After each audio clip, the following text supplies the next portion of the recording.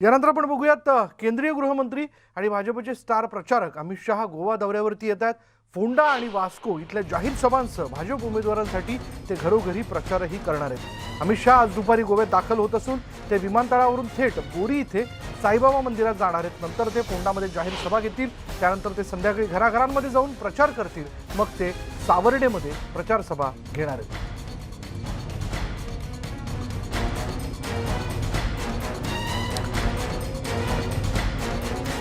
त्यामुळे केंद्रीय गृहमंत्री आणि भाजपचे स्टार प्रचारक अमित शहा गोवा दौऱ्यावरती आहे। गोवा निवडणुकीचा हा सगळा प्रचार जो आहे त्या अनुषंगाने खुद्द अमित शहा आज फोंडा आणि वास्को इथल्या जाहीर सभांसह भाजप उमेदवारांसाठी घरोघरी जाऊन प्रचार करणार आहेत। अधिक तपशील आपण जाणून घेऊयात। आमचे गोव्याचे प्रतिनिधी अनिल लाड आपल्याबरोबर आहेत। अनिल, कसा असणार आहे आजचा दौरा अमित शहांचा? केंद्रीय गृहमंत्री अमित शहा आता साधारण 2 वाजता दाबोळी एअरपोर्टवरती लँड होतील आणि त्यानंतर ते थेट तिथून फोंड्याच्या दिशेला प्रयाण करणार आहेत।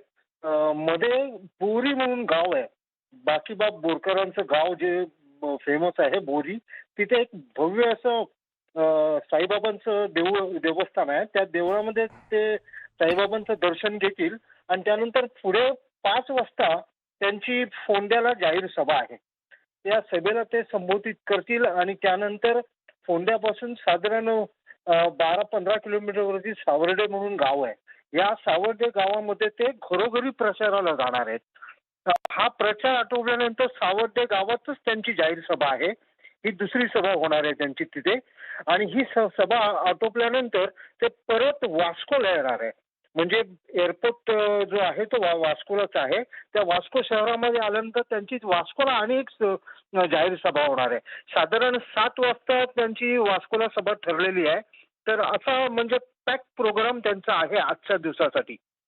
अनिल, गोव्याचे कोणते महत्त्वाचे विकासाचे मुद्दे हे अमित शहांच्या बोलण्यातून आज व्यक्त होऊ शकतात? कारण यापूर्वी आपण बघितलेलं आहे की जोपर्यंत म्हणजे काय म्हणूयात की गोव्यातले मुख्य नेते तिथे होते तोपर्यंत, म्हणजे पर्रीकर जोपर्यंत तिथे होते तोपर्यंत भाजपची सत्ता कायम राहिलेली। पर्रीकर आज आपल्यामध्ये नसली तरी गेल्या वेळी भाजपची सत्ता जी ती कायम असल्याचं आपण पाहिलं होतं।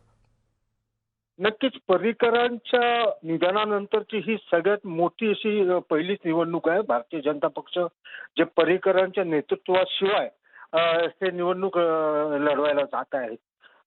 नक्कीच गोव्यामधलं जो विकास काम झालेला आहे, म्हणजे ज्या पद्धतीने मांडवी नदीवरचा जो पूल पूर्ण झालाय, त्यानंतर जुवारी नदीवरती एक नवीन मोठा पूल येतोय आणि हा जो कम्प्लीट महामार्ग आहे, सागरी महामार्ग म्हणता येईल आपल्याला, महाराष्ट्राच्या बॉर्डर पासून ते कर्नाटकाच्या बॉर्डर पर्यंत एवढा मोठा महामार्ग जो आहे त्याचं मॅक्सिमम काम पूर्ण झालेलं आहे। साधारण 60% वर काम पूर्ण झालेलं आहे आणि या रस्त्यामध्ये जे जे काही नवीन पुलं बांधणी वगैरे आहे ते पण काम पूर्णत्वास पोहोचलेलं आहे। तर नक्कीच ह्याचा उल्लेख केला जाणार आहे त्यांच्या भाषणामध्ये की आम्ही विकासासाठी डबल इंजिन जे आम्ही वापरतोय, डबल इंजिनची ते परत परत घोषणा करतात की डबल इंजिनच्या वेगाने आम्ही हे करतोय। तर ह्यासाठी त्यांचं असणारच आहे। त्याशिवाय गोव्यातील इतर अनेक मुद्दे आहेत। मायनिंग बंद पडलेलं आहे। कालच मुख्यमंत्र्यांनी इकडे घोषणा केली आहे की आम्ही लवकरात लवकर खाणीचे मालकी हक्क महामंडळाकडे देऊ, कारण त्या लोकांनी खाण महामंडळ स्थापन केलेलं आहे। आणि तसंच सर्वोच्च न्यायालयाने जे म्हणलेलं आहे की या खाणींचा लीजचा लिलाव केला जावा। तर ह्या सगळ्याचा पुनरुच्चार अमित शहा करणार हे नक्कीच आहे। धन्यवाद अनिल या सगळ्या तपशिलाबद्दल। पुढे बघूया, संजय राऊत आणि त्यांच्या कुटुंबियांची वाईन उद्योगात मोठी गुंतवणूक केल्याचा आरोप जो आहे, गुंतवणूक असल्याचा आरोप जो आहे तो भाजप नेते किरीट सोमय्या यांनी केला। वाईन उद्योगात गुंतवणूक असल्यामुळे ते आता राज्य सरकारच्या निर्णयाचं समर्थन करत असल्याचा आरोप त्यांनी केला। मुंबई आणि पुणे परिसरातील हॉटेल्स, क्लब आणि पबमध्ये अशोक गर्ग यांच्या कंपनीकडून वाईन पुरवली जाते।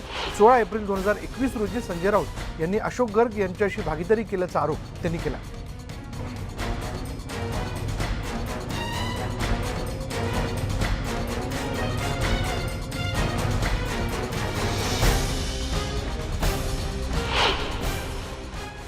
मध्य राष्ट्र बनवायला निघाले महाराष्ट्राला। संजय राऊतनी सांगावं, किती महिन्यापूर्वी तुम्ही मॅडपी ग्रुप अशोक गर्ग यांच्या बरोबर बिझनेस पार्टनरशिप केली. संजय राऊतनी सांगावं, त्यांचा परिवाराच्या असे अधिकृत जॉईंट व्हेंचर, जॉईंट पार्टनरशिप, त्यांचा कन्या, त्यांची पत्नी किती व्यवसायात ऑफिशियल पार्टनर आहे.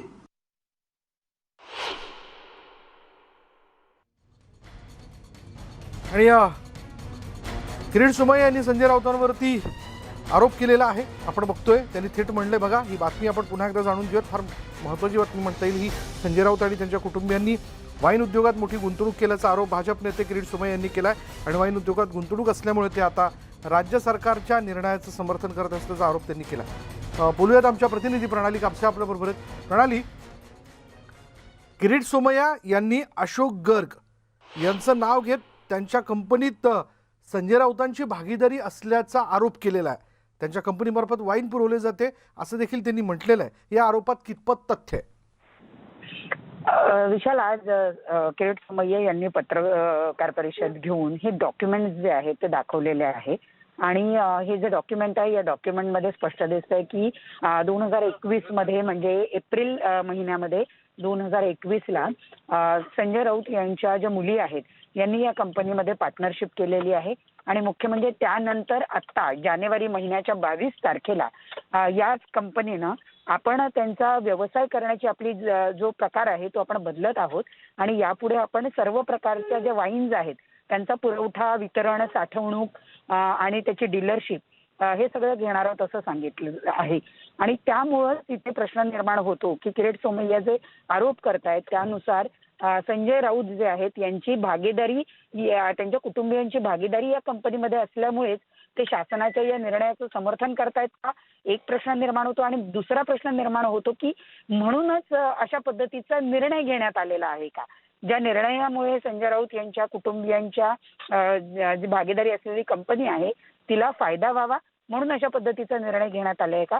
कारण ही जी कंपनी आहे ही कंपनी महाराष्ट्रातली सगळ्यात मोठी कंपनी आहे, जिची मोनोपोली आहे. राज्यातले जेवढे पब्स आहेत, बार आहेत, अशा ठिकाणी वाईन पुरवण्याची या कंपनीची आधीच मोनोपोली आहे. आणि आता तरी या कंपनीनं आपण आपला पूर्ण व्यवसाय हा वाईन कॉन्सन्ट्रेट करणार असल्याचं सुद्धा जे आपलं मंत्रालय, कंपनी मंत्रालय त्याला कळवलेलं आहे. आणि त्यामुळे किरीट सोमय्यांचे हे जे आरोप आहेत या आरोपांवर आता संजय राऊत काय उत्तर देतात ते बघावं लागणार आहे. आज संजय राऊत आपण जेव्हा त्यांना विचारणा केली तेव्हा ते गोव्याला गेलं असल्याचं कळलंय. त्यामुळे अजून तरी किरीट सोमय्यांच्या आरोपावर स्वतः संजय राऊत यांची अजून प्रतिक्रिया मिळालेली नाही. विशाल, पण जे कागदपत्र आज किरीट सोमय्या यांनी समोर ठेवले, माध्यमांसमोर ठेवले, काही वेगवेगळे मुद्दे मांडले, यावेळी इतरही काही आणखीन महत्त्वाचे मुद्दे मांडलेत का त्यांनी? त्यांनी या व्यतिरिक्त अजून 1-2 महत्त्वाचे मुद्दे मांडलेले आहेत. सध्या महाराष्ट्राच्या राजकारणामध्ये आणखी एक महत्त्वाचा मुद्दा गाजतोय, तो म्हणजे भाजपच्या 12 आमदारांच्या जे निलंबन झालेलं होतं ते निलंबन अवैध असल्याचं जे सर्वोच्च न्यायालयानं म्हटलेलं आहे. त्यावर सुद्धा त्यांनी प्रतिक्रिया दिलेली आहे. ते म्हणतात की महाविकास आघाडीचे अनेक नेते सातत्यानं सर्वोच्च न्यायालयाच्या या निर्णयावर टीका करतायत, सर्वोच्च न्यायालयाचा अवमान करतात आणि सातत्यानं असं म्हणतायत की आम्ही हा निर्णय मान्य करायचा तो करायचा नाही हे ठरवू. त्यामुळे किरीट सोमय्या यांनी पुन्हा एकदा आवाहन केलेलं आहे महाविकास आघाडी सरकारला की त्यांनी एकदा पत्रकार परिषद घेऊन हे जाहीर करावं की सर्वोच्च न्यायालयाचा हा निर्णय आम्ही मान्य करणार नाही. ज्या दिवशी ते हे म्हणतील त्या दिवशी मी सर्वोच्च न्यायालयाचा अवमान केल्याची याचिका जी आहे ती दाखल करेन. आणि सर्वोच्च न्यायालयाला वारंवार कशा पद्धतीनं महाविकास आघाडीचे नेते हे विविध घटनांमध्ये सर्वोच्च न्यायालयाचा अवमान करतायत हे दाखवून देईल. धन्यवाद प्रणाली या सगळ्या तपशिलाबद्दल. पुढे पाहूयात, नथुराम गोडसे हा खरा हिंदुत्ववादी असता तर त्याने महात्मा गांधी यांच्याऐवजी मोहम्मद अली जिना यांच्यावर गोळी झाडली असती, असं वक्तव्य शिवसेना खासदार संजय राऊतांनी केलं. एका निशस्त्र माणसावर गोळी झाडणं योग्य नव्हतं, याचं संपूर्ण जगाला आजही दुःख आहे, असं संजय राऊत यांनी म्हटलंय. राहुल गांधी यांच्या वक्तव्याला संजय राऊत यांनी प्रत्युत्तर दिलंय. देखो, अगर हिंदुत्ववादी होता कोई असली तो जिन्ना को गोली मारता, गांधी को क्यों गोली मारता भाई? पाकिस्तान की जो मांग थी वो जिना की मांग थी। अगर हिम्मत थी आप में, आप मर्द थे, आप में मर्दानगी थी किसी में, ऐसे लोगों में, तो मैं मानता हूँ पाकिस्तान की मांग करने के बाद जिसने यहाँ इंसाफ फैलाई, पार्टीशन किया, उनको कोई जाकर गोली मारता, वो देशभक्ति का काम होता। गांधी जी को गोली मारना निशस्त्र एक फकीर को, मैं मानता हूँ ये ठीक नहीं था। उसका तो पूरे विश्व को दुख हुआ है, आज भी है। यानंतर आपण बघूयात डॉक्टर नरेंद्र दाभोलकर यांच्या पुढाकाराने स्थापन झालेल्या महाराष्ट्र अंधश्रद्धा निर्मूलन समितीमधला वाद आता चव्हाट्यावरती आलाय। संस्थापक अध्यक्ष ND पाटील यांच्या निधनानंतर अंधश्रद्धा निर्मूलन समितीच्या चळवळीमध्ये फूट पडल्याचं दिसून येतंय। नक्की काय वाद आहे पाहूयात या न्यूज 18 लोकमतच्या स्पेशल रिपोर्टमधून।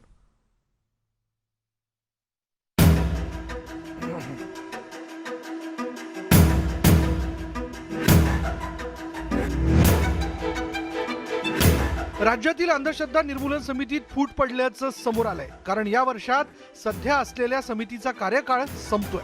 शिवाय ND पाटील यांच्या निधनानंतर त्यांची पत्नी सरोज पाटील यांची अध्यक्षपदी निवड करण्याचा निर्णय हमीद आणि मुक्ता दाभोलकर या गटानं घेतला। मात्र याला कार्याध्यक्ष अविनाश पाटील यांनी विरोध दर्शवला। अंधश्रद्धा निर्मूलन समितीच्या कामाचं श्रेय घेण्याचा हा प्रकार सुरू असल्याचा आरोप करण्यात येतोय। एवढंच नाही तर हमीद आणि मुक्ता दाभोलकर यांनी संस्थेच्या ट्रस्टमधील 7 कोटी रुपयांचा निधी अवैधरित्या ताब्यात घेतल्याचा गंभीर आरोप अविनाश पाटील यांनी केला। दाभोलकर कुटुंबियांवर त्यांनी घराणेशाहीचाही आरोप लावलाय। दाभोलकर कुटुंबियांच्या वतीने केल्या गेलेल्या समांतर निर्णय प्रक्रिया आणि संघटनेच्या विकेंद्रित लोकशाही पद्धतीच्या सामूहिक नेतृत्व प्रक्रियेच्या कार्यपद्धतीला जे अडचणी निर्माण करणार झालं, त्याविषयी आक्षेप घेतल्यामुळे, अडवणूक झाल्यामुळे जे ताणतणाव निर्माण झाले, त्या पार्श्वभूमीवर हा खुलासा महाराष्ट्राला करणं हे मी माझं कर्तव्य मानतो। अविनाश पाटील यांनी वैयक्तिक आकाशाच्या पोटी हे आरोप केलेत। शिवाय आम्ही अनिसच्या ट्रस्टचे विश्वस्त नाही, या ट्रस्टमधून आम्ही कधीही मानधन किंवा प्रवास खर्च देखील घेतलेला नाही। आम्ही अनिसच्या चळवळीतील सामान्य कार्यकर्ते आहोत आणि राहू, अशी प्रतिक्रिया मुक्ता दाभोलकर यांनी न्यूज 18 लोकमतशी दूरध्वनीवरून बोलताना दिली आहे। अनिसमध्ये या पदाधिकाऱ्यांमध्ये किंवा कार्यकर्त्यांमध्ये दरी असल्याचं एकंदरीत चित्र समोर या वादानंतर समोर येत आहे। त्यामुळे हा जो वाद आहे तो पुढील काळामध्ये चिघळण्याची शक्यता आहे। डॉक्टर नरेंद्र दाभोलकर यांच्या पुढाकारानं महाराष्ट्र अंधश्रद्धा निर्मूलन समितीची स्थापना करण्यात आली होती। गेल्या अनेक वर्षांपासून राज्यातील अंधश्रद्धा दूर करून डोळस विचार देण्याचं कार्य ही समिती अविरतपणे करते। महाराष्ट्रातील 36 जिल्ह्यांमध्ये अंधश्रद्धा निर्मूलन समितीच्या 350 पेक्षा अधिक शाखा आहेत। समितीतील सदस्य आता एकमेकांवरती आरोप प्रत्यारोप करत असल्यानं ही समिती आता राज्याला डोळस विचार कसे देणार असा एकच सवाल दबक्या आवाजात केला जातोय। किरण मोहिते, न्यूज 18 लोकमत, सातारा। यानंतर मुद्दा महाराष्ट्राचा या बुलेटिनमध्ये इथेच थांबणार आहोत। पहा फक्त न्यूज 18 लोकमत।